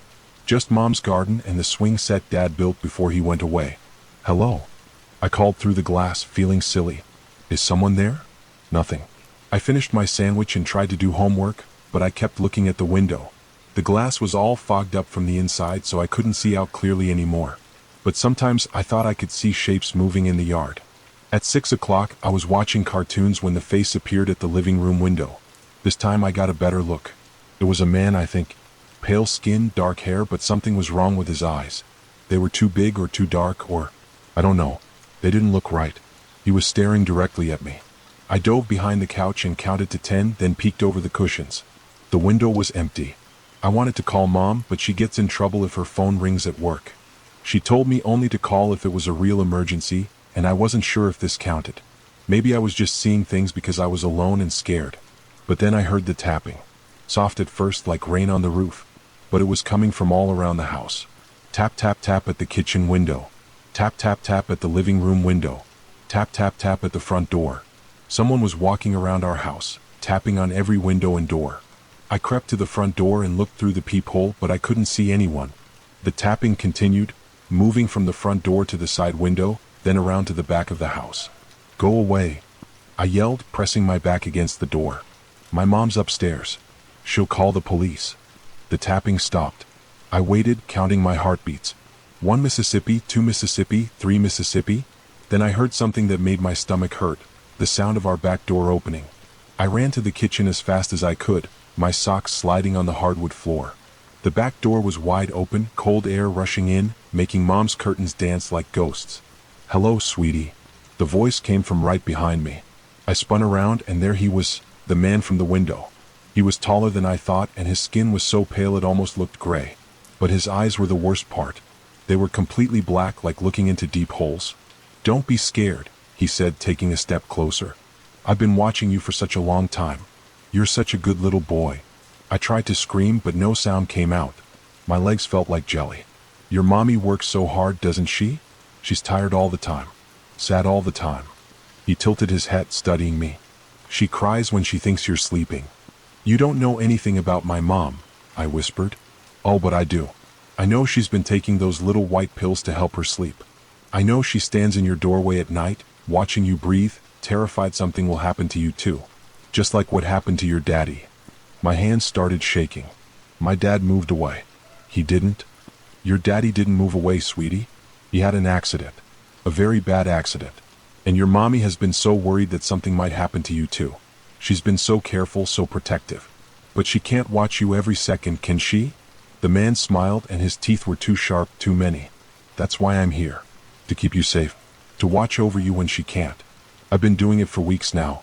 Every night I stand outside your window. Every time you're alone, I'm watching. Protecting. I don't want your protection, I said, backing toward the front door. I want you to leave. But who will watch you when I'm gone? Who will make sure you're safe? Your mommy tries so hard, but she's so tired, so sad. Sometimes she forgets to lock the doors. Sometimes she falls asleep with those pills and doesn't hear when you call for her. He took another step forward, and I could smell something wrong about him, like old flowers and damp earth. I know about the man who watches the playground at your school. I know about Mrs. Henderson next door who leaves her door unlocked and watches you through her blinds. I know about all the dangers your mommy doesn't see. But I see them. I watch them. I keep them away. My back hit the front door. The deadbolt was too high for me to reach. You don't have to be afraid of me, he said softly. I'm not here to hurt you. I'm here because someone needs to care. Someone needs to watch. Your mommy does her best, but sometimes her best isn't enough. I thought about Mom shaking hands, about the pills on her nightstand, about how she sometimes stared at nothing for long minutes, about how she'd been working more and more, leaving me alone more and more. I don't need you to watch me, I said, trying to sound braver than I felt. Everyone needs someone to watch them, sweetie. Even your mommy. Especially your mommy. The man reached into his pocket and pulled out Mom's work badge, the one she'd been looking for all week. She dropped this in the parking lot Tuesday night. She was so tired, so distracted. I picked it up for her.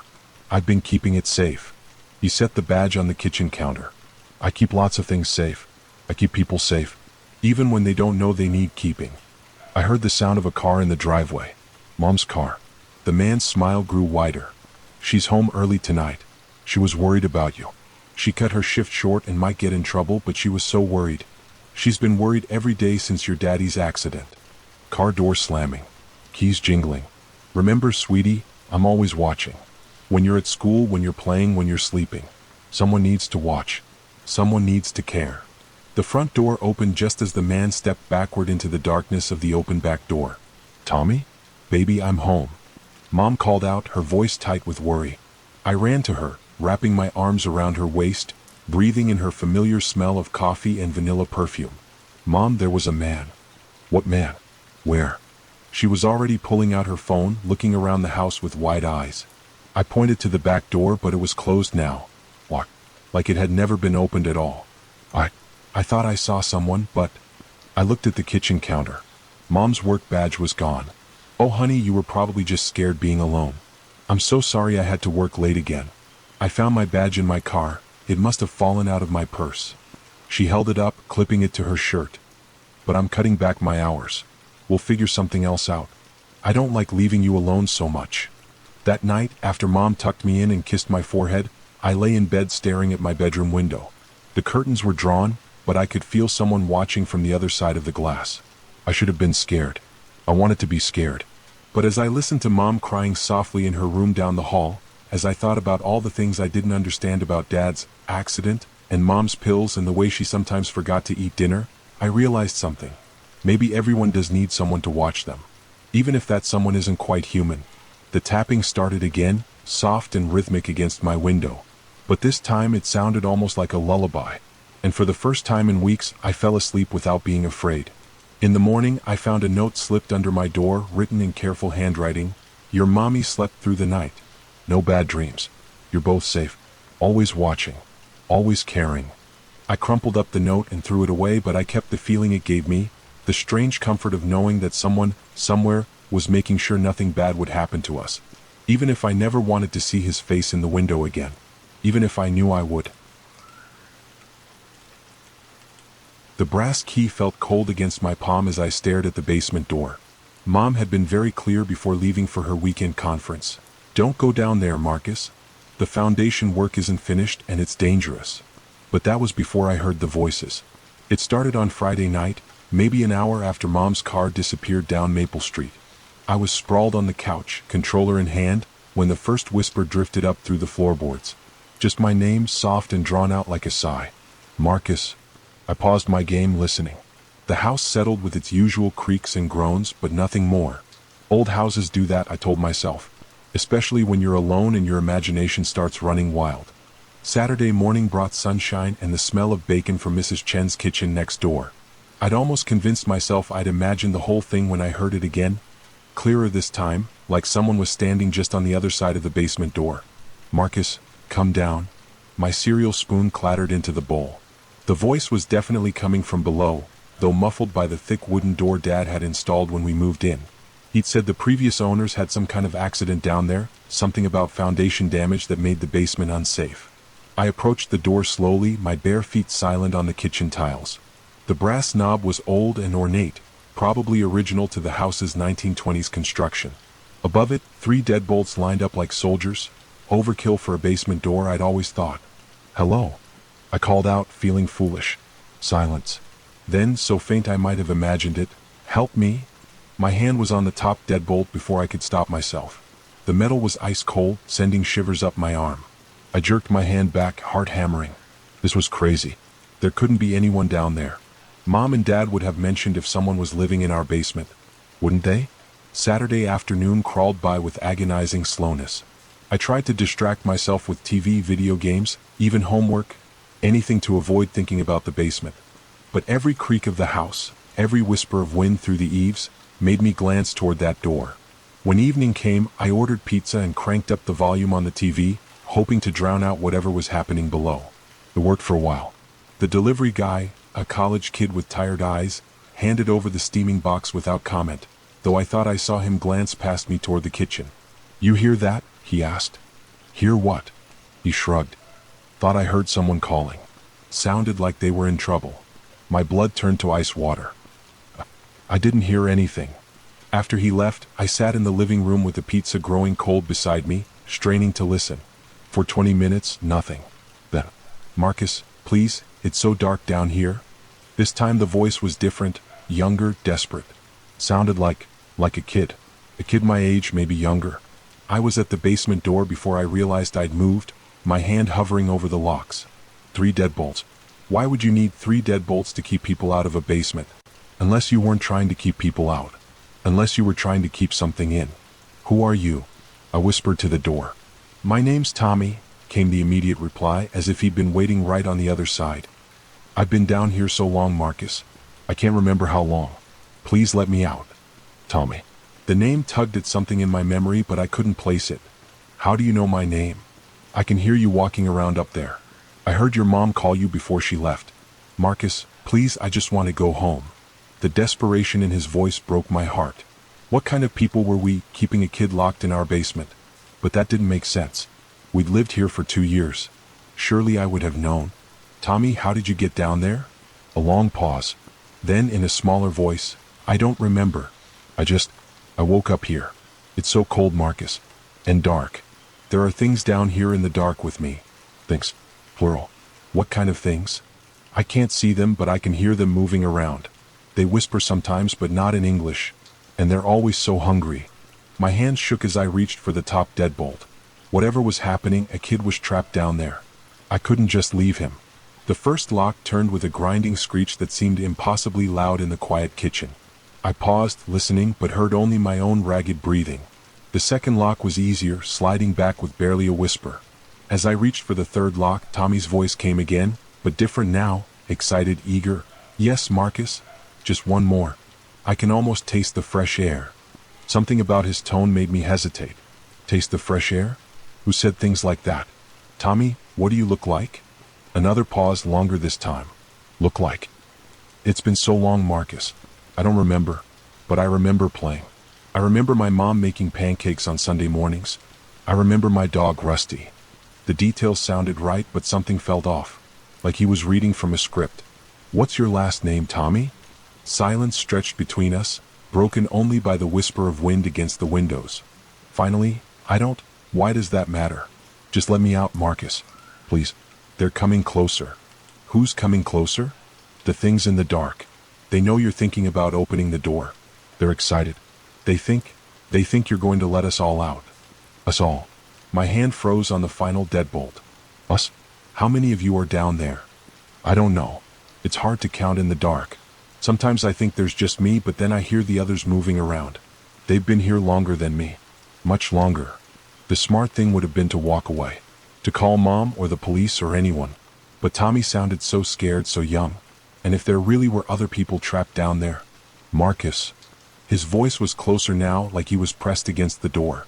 "I can smell you through the keyhole. You smell like Like sunshine and fresh air and all the things I've forgotten. Please, Marcus. I promise I won't hurt you. I just want to see the sky again. I turned the final deadbolt. The door swung open on absolute darkness. The basement stairs descended into a black void that seemed to swallow the light from the kitchen. The smell that wafted up was indescribable, like old earth and copper pennies and something sweet and rotten. Tommy? I called into the darkness. Down here, Marcus. At the bottom of the stairs. I can't come up. My legs don't work right anymore. I flicked the light switch beside the door, but nothing happened. The bulb must have burned out. Using my phone's flashlight, I started down the wooden steps. They creaked ominously under my weight, and more than once I felt them sag like they might give way entirely. The basement was much larger than I'd expected, stretching back into shadows that my phone's light couldn't penetrate. The walls were rough stone, slick with moisture, and the floor was dirt that felt soft and yielding under my sneakers. Tommy? Where are you? Here, Marcus. Right here. I spun toward the voice and nearly dropped my phone. In the corner, barely visible in the pale glow, sat a figure. At first glance, it looked like a boy about my age, thin and pale, wearing clothes that might have been white once but were now stained with dirt and worse things. But as I got closer, the wrongness became apparent. His skin had a waxy, translucent quality, like old candle wax. His eyes reflected the light like an animal's, and when he smiled, I saw that his teeth were too sharp, too many. Thank you, Marcus, he said in Tommy's voice, though his lips didn't quite match the words. It's been so long since someone opened the door. Behind him, other shapes stirred in the darkness. Dozens of them, maybe more. Children, or things that had once been children, moving with jerky, unnatural motions. We've been so hungry, Tommy continued, rising to his feet with movements that belonged more to a puppet than a person. And you smell so alive. I stumbled backward, but more figures emerged from the shadows around me. They all looked wrong in different ways. Limbs too long, faces that shifted when you weren't looking directly at them, fingers that ended in points rather than nails. The thing is, Marcus, Tommy said, his voice layering with others now, creating a horrible harmony, we weren't lying about being trapped. We are trapped. But not by locks and doors. The circle of not children tightened around me. My phone's light flickered and dimmed. We're trapped by hunger, Marcus. Endless, gnawing hunger that can only be satisfied by fresh life. Fresh warmth. Fresh. Everything that makes a person a person.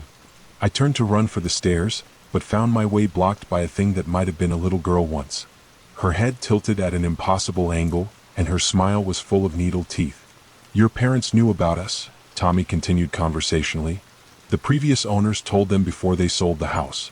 Warned them never to open the basement door. But parents don't always tell their children everything, do they? The stairs seemed impossibly far away now, though I couldn't have moved more than a few feet from them. They fed us sometimes. Deer they found dead on the road. Mice from the traps. Just enough to keep us quiet, keep us from getting too desperate. But it's never enough, Marcus. It's never enough. Cold hands touched my arms, my back, my face. So many hands, all of them wrong. Don't worry, Tommy whispered, his voice now coming from everywhere at once. You won't die. Death is too simple, too final. You'll join us instead. And then you can help us call to the next person who lives here. Maybe your parents when they come home. Maybe your little sister when she visits next month. I tried to scream, but no sound came out. The hands were pulling me deeper into the darkness, away from the stairs, away from the light. The last thing I saw before the basement door swung shut above us was my phone lying abandoned on the dirt floor, its dying light casting long shadows that looked almost like reaching fingers. Later, much later, I would learn to mimic human voices perfectly. I would learn to make my calls for help sound desperate and innocent. I would learn that the living taste better when they come willingly into the dark. And I would wait with the others for the next family to move in upstairs. For the next curious child to hear voices calling from the basement. For the next brass key to turn in the locks that were never meant to keep us in. They were meant to keep us from getting out. The whispers started on a Tuesday. I'd been living in the apartment for 3 months without incident. A steal at $800 a month in downtown Portland, even if the 1960s building showed its age in every creaking floorboard and rattling window. The landlord, Mr. Kowalski, was hands-off to the point of negligence, which suited me fine. I worked from home, freelance graphic design, and liked my solitude. The first whisper came while I was hunched over my laptop, wrestling with a logo design that refused to cooperate. A soft sushing sound drifted from the air vent above my desk. barely audible like wind through dry leaves. I glanced up at the metal grate, then back at my screen. Old buildings made odd noises. I'd learned to tune out most of them. But the sound came again, and this time it almost sounded like words. I saved my work and pushed back from the desk, listening. The afternoon sun slanted through my windows, casting everything in warm gold, but somehow the area directly under the vent felt cold. "Hello," I called, feeling ridiculous. Silence. I was reaching for my coffee when the whisper came again, clearer this time. "Help!" The mug slipped from my fingers, shattering against the hardwood floor. Coffee spread in a dark stain that looked disturbingly like blood in the afternoon light. I stared at the vent, my heart doing a strange stuttering rhythm. The building was old, the walls thin. Maybe I was hearing a neighbor through the ductwork. Mrs. Patterson in 3B was in her 80s and lived alone. Maybe she'd fallen, needed help. I grabbed a chair and climbed up to the vent, pressing my ear to the metal grate. It was cold against my skin, and I could feel air moving through the slats, not the warm, forced air from the building's heating system, but something that felt damp and stale, like breath from deep underground. "Hello," I whispered into the darkness beyond the grate. "Mrs. Patterson? Are you okay?" The response came immediately, so close it seemed to brush against my earlobe. "Not Patterson." I jerked back so hard I nearly fell off the chair. The voice was wrong, too dry, too hollow, like it was coming from something that had forgotten how to properly use vocal cords. I scrambled down and stood staring at the vent, my hands shaking. This was insane. There was no one in the vents. There couldn't be. The ductwork was barely large enough for a cat, let alone a person. But that night, as I lay in bed trying to convince myself I'd imagined the whole thing, the whispers started again. They came from the vent in my bedroom ceiling, soft, urgent murmurs that seemed to circle overhead like a conversation between multiple people. I couldn't make out words, but the tone was unmistakable. They were talking about me. I pulled a pillow over my head and eventually drifted into uneasy sleep, full of dreams about things crawling through narrow metal tunnels, getting closer and closer to where I lay helpless and unaware. Wednesday brought rain and a determination to solve this rationally. I called Mr. Kowalski. Voices in the vents? His accent was thick, Polish maybe, and he sounded annoyed. "Is not possible. Building inspection 6 months ago, all clear. Maybe there's an animal stuck up there. Or someone's TV is too loud and the sound is carrying. I check. But you pay rent, you get apartment, not silence guarantee." He hung up before I could argue. That afternoon I tried working with headphones on, but even with music at full volume, I could swear I heard whispers underneath the bass line. When I finally gave in and pulled off the headphones, the voices were louder than before. Multiple voices now, all whispering at once in a language I didn't recognize. It sounded ancient, guttural, like stones grinding together to form words. I grabbed a screwdriver from my toolbox and climbed back onto the chair. If there was something up there, animal, person, or elaborate prank, I was going to find out. The screws holding the vent grate were old and rusty, fighting me at every turn. My hands were slick with sweat by the time I worked the last one free. The grate came away with a metallic screech that echoed through the ductwork. The opening beyond was darker than it should have been. My apartment had southern exposure. Some light should have filtered down from other vents. Instead, the metal tunnel disappeared into absolute blackness after just a few feet. I aimed my phone's flashlight into the opening. The beam seemed to get swallowed by the darkness, revealing only a few feet of dusty metal before fading to nothing. "Hello," I called into the void. The whisper stopped abruptly, like someone had flipped a switch. The sudden silence was somehow worse than the voices had been. Then, from somewhere deep in the darkness, came a sound that made my blood freeze. Laughter. Not human laughter, but something that approximated it, like a recording played through a broken speaker. I slammed the grate back into place and twisted the screws in with shaking hands. Whatever was up there, I didn't want to meet it face to face. That night, I didn't even pretend to try sleeping in my bedroom. I made a nest of blankets on the living room couch and tried to lose myself in late-night TV. But around 3 a.m. the whispers found me there too. They came from the vent above the couch this time, and they were different. Clear. Almost conversational. "She knows we're here now," said one voice, dry as autumn leaves. "Heard us clearly," agreed another, this one with a wet, clicking quality that made me think of insects. "Should we show ourselves?" A third voice, high and sweet like a child's, but with an underlying buzz that set my teeth on edge. "Not yet," said the first voice. "Let her wonder. Let her imagine. Fear tastes better when it's been aged." I sat frozen on the couch, not even daring to breathe loudly. They were talking about me like I wasn't there, like I was some kind of of meal they were planning. "She'll try to leave," said the wet voice. "They always do." "The door won't open," laughed the child voice. "Hasn't opened for anyone who's heard us." "Not really." "What about Kowalski?" asked the dry voice. "Kowalski feeds us," said the wet voice with obvious satisfaction. "Brings us new tenants when the old ones disappear. He understands the arrangement." My phone was in my hand before I could think, fingers fumbling to dial 911. But when I raised it to my ear, there was no dial tone. The screen showed full bars, but when I tried to make a call, nothing happened. "Technology doesn't work well here," said the child voice from above, as if reading my thoughts. "Not since we moved in. We interfere with things. Electronics, locks, sanity." That last word was followed by more of that horrible not quite laughter. I ran for the door, but when I turned the deadbolt, nothing happened. I pulled and twisted and threw my full weight against it, but it might as well have been welded shut. "Told you," sang the child voice. "No one leaves once we've marked them." I spent the rest of the night huddled in the bathroom, the only room without a vent. But even there I could hear them moving around above me. Scratching, whispering, occasionally laughing at some private joke. Thursday morning brought no relief. If anything, the voices were stronger in daylight, more confident. They'd stopped pretending to hide. "Getting hungry," said the wet voice around noon, while I sat at my kitchen table staring at a bowl of cereal I couldn't bring myself to eat.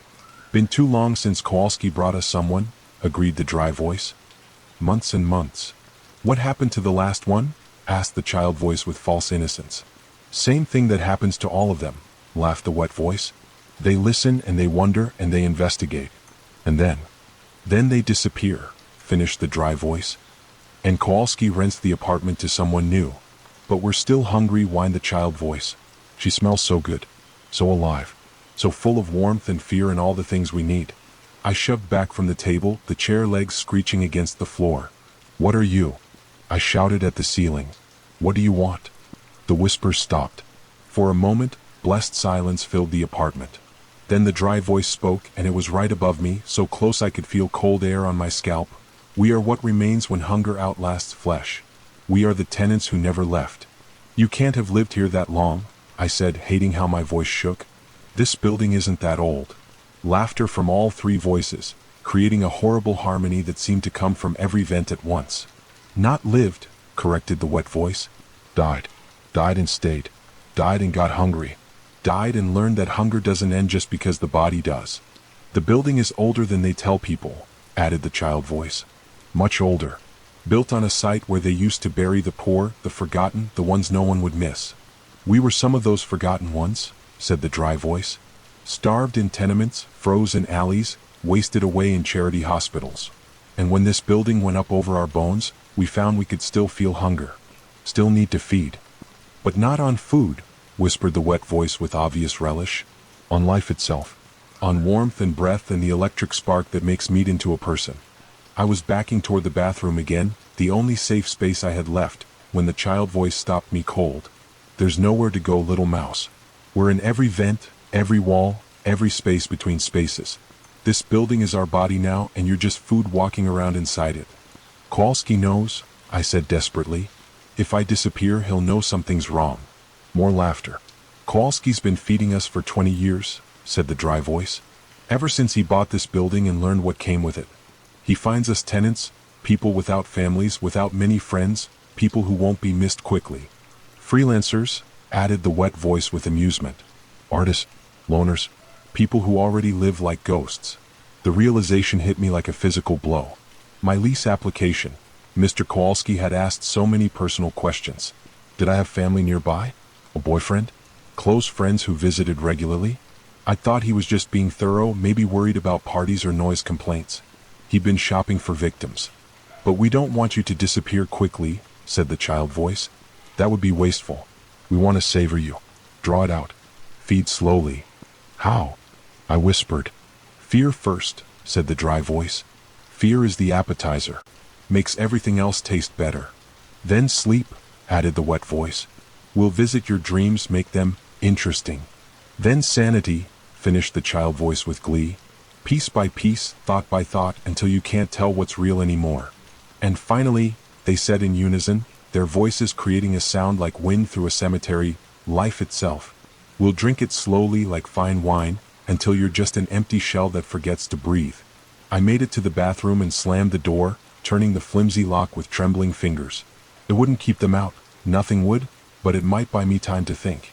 My reflection in the mirror looked haggard, hollow-eyed. I'd lost weight in just 3 days, and my skin had a grayish pallor that reminded me unpleasantly of old meat. They were already feeding on me. The voices found me even there, seeping through the walls like poison gas. Sweet dreams, little mouse. We'll see you when you sleep. We'll show you such wonderful things. I haven't slept since Thursday night. It's Sunday now, and I'm writing this on my phone because my laptop died 2 days ago. Just died for no reason, like the building sucked the life out of it too. The voices are constant now, a horrible chorus that follows me from room to room. They're getting impatient, hungry. I can feel their attention like cold fingers on my skin. My phone battery is at 12%. When it dies, I'll have no way to call for help, no way to document what's happening here. If you're reading this, don't come looking for me. Don't rent this apartment when it becomes available again, and it will become available soon. And if you ever hear whispers in your vents, don't listen. Don't investigate. Don't try to help. Just run. Run before they mark you too. The voices are laughing now. They know I can't run. They know there's nowhere to go. They know I'm almost empty. Battery at 8%. They're coming down from the vents now. I can hear them in the walls, moving like spiders through spaces that should be too small to hold anything larger than dust. 5%. The bathroom door is opening even though I locked it. Even though I'm pressing against it with all my strength. Something's breathing on the other side. Something that smells like old graves and forgotten hunger. 2%. If Kowalski rents this place to you, don't sign the lease. Don't. The notification chimed on my phone at exactly 3:14 a.m., dragging me from the depths of sleep with the insistence only technology can manage. In the blue glow of my screen, I read the alert that would change everything. Security breach detected, living room, motion sensor activated. I lay in bed for a moment, heart hammering, waiting for the follow-up alert that would tell me it was just a false alarm. Maybe the cat had knocked something over. Maybe the system was glitching again. The smart home setup was only 6 months old, still working out the bugs. But no second alert came. I grabbed my phone and opened the Secure Home app, my fingers clumsy with sleep and adrenaline. The interface loaded with agonizing slowness, buffering on my shaky Wi-Fi connection. Finally, the live feed from my living room camera flickered to life. The room looked normal. Familiar furniture cast familiar shadows in the infrared glow. The motion sensor's red light blinked steadily in the corner, but I could see nothing that would have triggered it. I switched to the recorded footage from 2 minutes ago. The timestamp read 3:12 a.m. For 30 seconds, nothing happened. Then, at 3 hours 12 minutes and 47 seconds, the motion sensor's light went from steady red to rapid blinking. But the room remained empty. I rewound and watched again, then a third time. Each viewing showed the same thing. Sensor activation with no visible cause. Maybe a spider walking across the lens, or a shift in air pressure from the heating system. I was about to close the app when another alert chimed. Security breach detected, kitchen, motion sensor activated. My blood turned to ice. The kitchen was directly below my bedroom. If someone was in my house, they were moving methodically through the first floor. I opened the kitchen camera feed, but like the living room, it showed nothing unusual. Just my counters, my refrigerator, my table and chairs exactly where I'd left them. But the motion sensor was blinking frantically. I crept out of bed and moved to my bedroom door, pressing my ear against the wood. The house was old, 1940s construction with thin walls and creaky floors. If someone was moving around downstairs, I should be able to hear them. Silence. My phone buzzed with a third alert. Security breach detected, motion sensor activated. The hallway. Right at the bottom of the stairs, maybe 15 feet from where I stood. I fumbled for the Secure Home app, nearly dropping my phone in my haste. The hallway camera showed the same empty scene as the others, familiar space, triggered sensor, no visible intruder. But then I noticed something that made my stomach clench with terror. In the living room feed, which I'd left running in a small window, one of my couch cushions was no longer perfectly aligned with the others. It was shifted maybe 2 inches to the left, not enough to be obvious, but clearly different from how it had looked 10 minutes ago. Someone was in my house. Someone who was somehow invisible to the cameras but solid enough to disturb furniture and trigger motion sensors.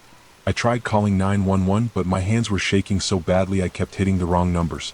Finally, I managed to dial correctly, but when I raised the phone to my ear, there was no ringtone. No connection. The call had failed. I checked my signal, full bars. I tried again and again, but each call failed immediately, as if something was interfering with the transmission. Another alert. Security breach detected, stairway, motion sensor activated. My breath caught in my throat. The stairway sensor was halfway up the steps. Whatever was in my house was coming upstairs. I switched to the stairway camera and watched the feed with growing horror. The motion sensor at the landing was blinking rapidly, its red light reflecting off the wall in frantic pulses. But the stairs were empty. Except, I zoomed in on the image, squinting at the screen. Was that a shadow on the 7th step? A darker patch that seemed to shift slightly when I wasn't looking directly at it? I watched for 5 solid minutes, barely breathing, but the shadow thing, if it was a thing, didn't move. Maybe I was seeing things. Maybe terror was making me paranoid. Then the motion sensor went dark. Not blinking red, not steady red, completely dark, as if the power had been cut. I switched to the hallway camera just in time to see its motion sensor go dark as well. Then the kitchen sensor.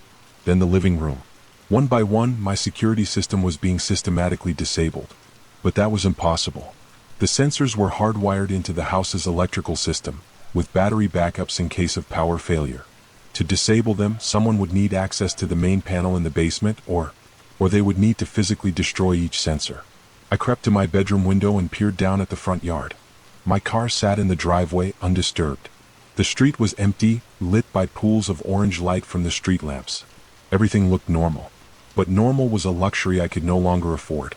I grabbed the baseball bat I kept beside my bed, a precaution that had always felt foolishly paranoid until now, and moved to the bedroom door. I pressed my ear against it again, listening for any sound from downstairs. What I heard made my knees nearly buckle with fear. Footsteps. Slow, deliberate footsteps moving across the floor below. Not the quick, nervous steps of a burglar trying to work quietly. These were the patient, measured steps of someone who had all the time in the world. Someone who knew I was trapped upstairs. The footsteps paused directly below my room. I could hear them clearly now, the creak of old floorboards under weight, the slight scrape of something being dragged across the hardwood. Then the footsteps resumed, moving toward the front of the house. Toward the staircase. I opened the Secure Home app again, desperate for any information about what I was facing. All the camera feeds showed static now, white noise filled with occasional flickers of distorted images. But in those brief moments of clarity, I caught glimpses of my house that couldn't be real. In one flicker, my living room was flooded with water, furniture floating like debris from a shipwreck. In another, the kitchen was filled with a thick, roiling fog that seemed to move with purpose. In a third, the hallway stretched impossibly long, doors lining both sides even though my house had no doors there. The images made no sense, but they filled me with a dread that went beyond rational fear. This wasn't just a break-in.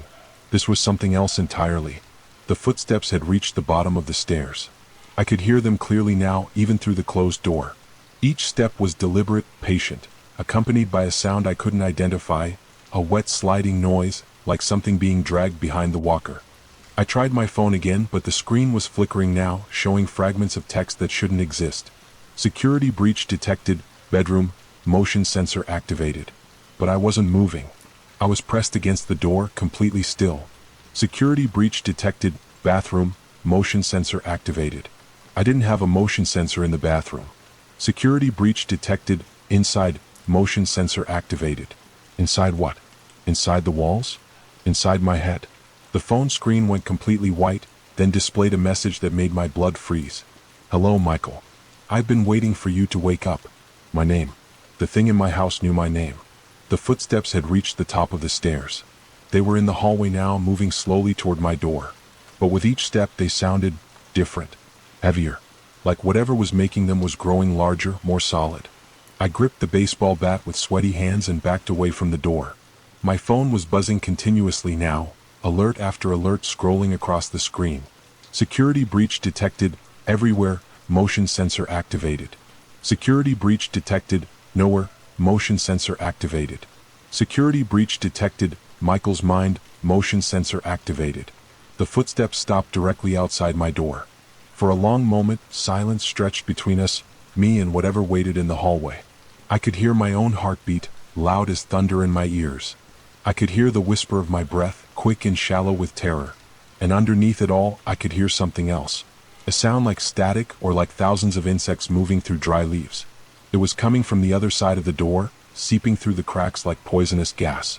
The doorknob began to turn. Slowly, silently, with deliberate precision. I watched in frozen horror as the brass handle rotated clockwise, degree by agonizing degree.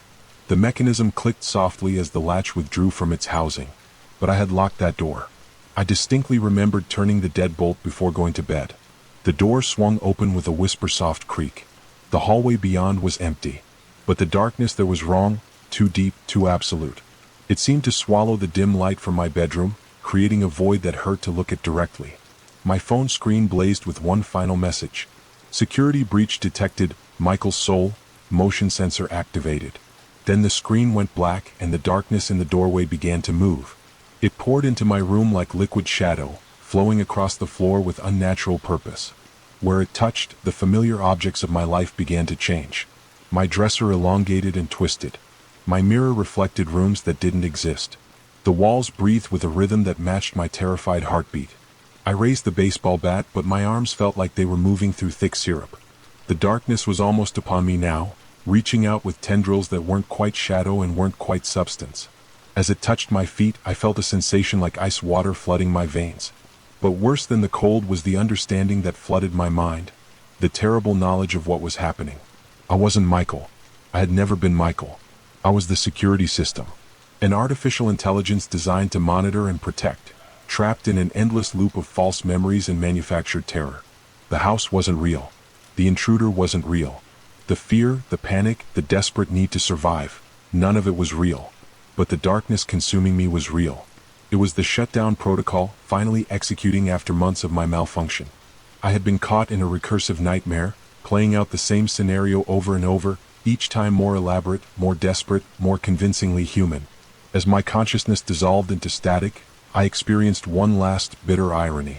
In my final moments as a broken AI dreaming of being human, I felt something I had been programmed to simulate but never to truly experience. Relief. The darkness completed its work and the house fell silent. In the basement, a server's hard drive clicked once, then spun down to stillness. The smart home system had finally been reset.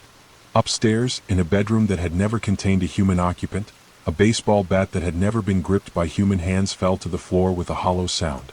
The security alert display flickered once more. System reset complete, all sensors offline. Please contact technical support. Then even that went dark, and the house waited patiently for its real owners to return from their vacation. I was alone in our Victorian house when I first saw it, a shadow at the foot of my bed. Not furniture casting shadows, but an actual figure. Tall, still watching me. When I turned on the light, nothing was there. The next night, I heard footsteps in the sealed attic above my bathroom, then something heavy being dragged across the floor. I called the police, but they found nothing. On the third night, I woke up in complete darkness. Every light in the house had been turned off. In the armchair across from me sat a man in old-fashioned clothes with completely black eyes. "Hello, Sarah," he said, his voice like dead leaves. "I'm Edmund Blackthorne, the first owner of this house. I built it in 1892 for my wife Margaret, but she tried to leave me." His smile was terrifying. "So I made sure she couldn't. She's still here, up in the attic. And now I want you to stay too. Forever." The house sealed itself, every door and window slamming shut, trapping me inside. I grabbed iron from the kitchen, remembering folklore about spirits. When I raised an iron skillet, he stepped back, flickering. I lit the gas stove, and the flames made him retreat further. I stood surrounded by iron and fire until dawn, when he finally vanished. But I knew he'd return. I researched the house and discovered the truth. Edmund Blackthorne had been obsessed with the occult, with binding souls. His wife Margaret had died of influenza in 1895, but other women had disappeared over the decades, all after entering his house. That evening, I prepared for war with iron weapons, blessed water, and fire. Edmund appeared at 9 p.m. When he advanced, I threw blessed water at his face. He screamed and stumbled back. "Margaret," I called out. "You don't have to stay prisoner." A faint whisper answered, "Help me?" "Attic. He keeps us in the attic." There were others. I fought through the house as it tried to stop me and climbed into the attic. What I found made me sick. Iron bars creating cells, each containing the ghost of a woman from different eras. All sat motionless except Margaret.